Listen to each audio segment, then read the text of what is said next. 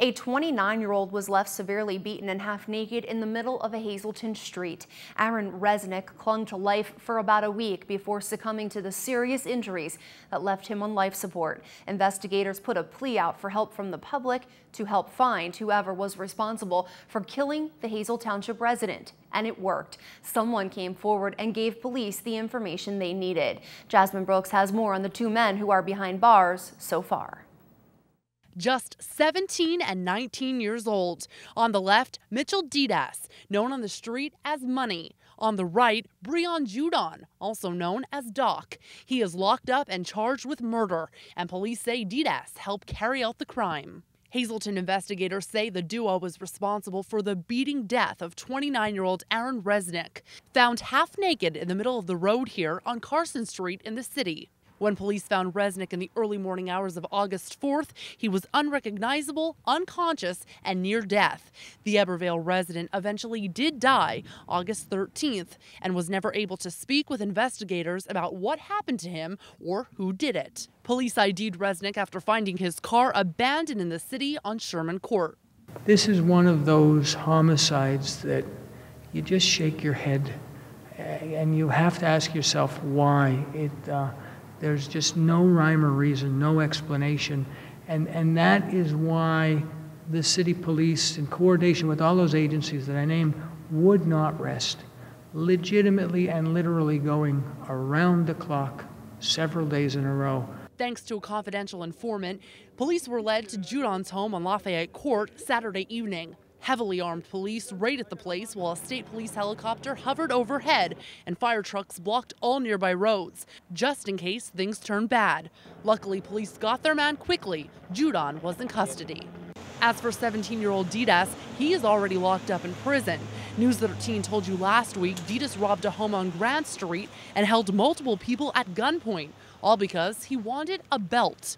Court papers say Judon and Didas told the confidential informant just a few days after the beating that they confronted Resnick, held him at gunpoint, and robbed him of an iPhone.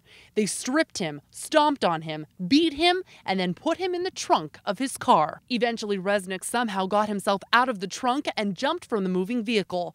Judon and Didas told the confidential informant that they thought Resnick was dead and left him. On Monday, News 13 returned to the neighborhood where Judon lived.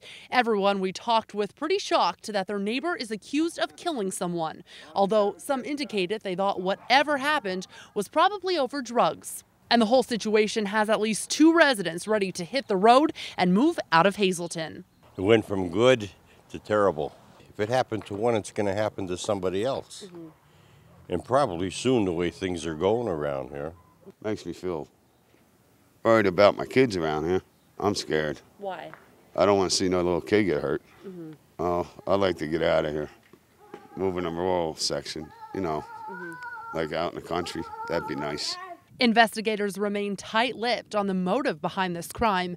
Was it a robbery? Was it drug-related? Was it a random act? Police Chief Frank DeAndrea would only say that there are new details unfolding as the hours go on, including possible additional suspects, and plans to provide more information at a news conference Tuesday morning.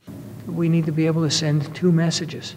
The first message is to all of the law-abiding citizens that live in the city of Hazleton. Sleep a little bit safer tonight, because we have made this arrest and we did not rest until this arrest was made.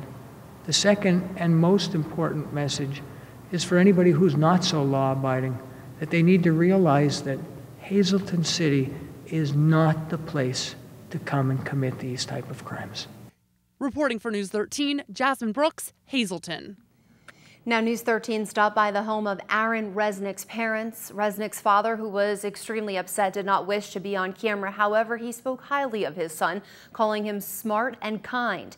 Mr. Resnick also says many people continue to call his home, letting him know how much they miss his son. Now, as for Didas, this gentleman right there in the video, I say that very lightly, he is again in custody for another crime, a robbery, but we are being told he's now officially charged in connection with Resnick's death. He is going to be arraigned within the next hour or so in front of Judge Joe Zola on homicide charges. So again, Dides was already in custody, as we stated earlier, but now he's officially charged in connection with Resnick's death, and he will be arraigned at the court in Hazleton in just a bit.